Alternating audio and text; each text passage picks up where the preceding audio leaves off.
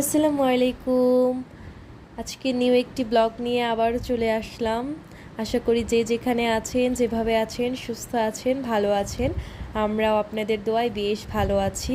তো যারা এখন আমার চ্যানেলটি সাবস্ক্রাইব করেন নাই, সাবস্ক্রাইব করে দিবেন এবং পাশে থাকা বেল আইকনটি অন করে দিবেন, যাতে আমার নিত্য নতুন ব্লগগুলো খুব সহজে আপনাদের কাছে পৌঁছে যেতে পারে। তো এই তো আজকে সকাল সকালে একটি ব্লগ শুরু করলাম। দেখুন বাইরে আবহাওয়াটা বেশ ঠান্ডা ছিল আর সুন্দর ছিল। আর এই তো রান্নাঘরে যেয়ে দেখি আম্মু আর আপু মিলে রান্না করছে। আম্মু একদিকে হাঁস কাটছিল আর আপু রান্না করছিল।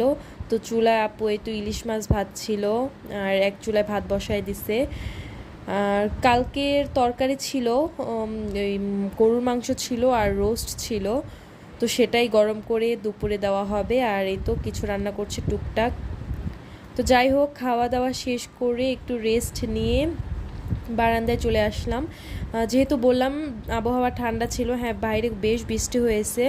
তো আজকে আর ছাদে ঘুরতে যাই নাই, বারান্দা থেকেই বাহিরটা উপভোগ করছিলাম। আর আমি বেশিরভাগ এখানেই দাঁড়াই, কারণ এখানে আপুদের সামনে এখানে সুন্দর একটা মসজিদ দেখা যায়, প্লাস এখানে মাদ্রাসাও আছে। বাচ্চারা বিকাল হলেই খেলাধুলা করে, দেখতেও বেশ ভালো লাগে, মনটা শান্ত হয়ে যায়। তো এই তো করতে করতে আমাদের এই তো সন্ধ্যা হয়ে গেছে। তো এখন সন্ধ্যায় কি খাবো, এর জন্য আপু বলল চলো বাইরে যাই, আর ঘরের কিছু টুকটাক জিনিসও আনা লাগবে। তো আপুর সাথে বাইরে চলে গেলাম। তো এই তো আপু আর আমি চলে যাচ্ছি, আপু আর আমিই যাচ্ছি। আর বেশি দূরে যাব না, আপুদের নিচে এই যে সামনেই দোকান আছে, ওখান থেকে আপুরা রেগুলার টুকিটাকি জিনিস আনে, তো ওখানেই যাব। তো এই তো লিফটের জন্য অপেক্ষা করছি, অপেক্ষার প্রহর তো আর শেষ হয় না, অপেক্ষা করছি করছি। তো দেন এই তো অপেক্ষার প্রহর শেষ হলো, লিফটে উঠে পড়লাম। এই তো চলে আসলাম নিচে, এখন চলে যাচ্ছি।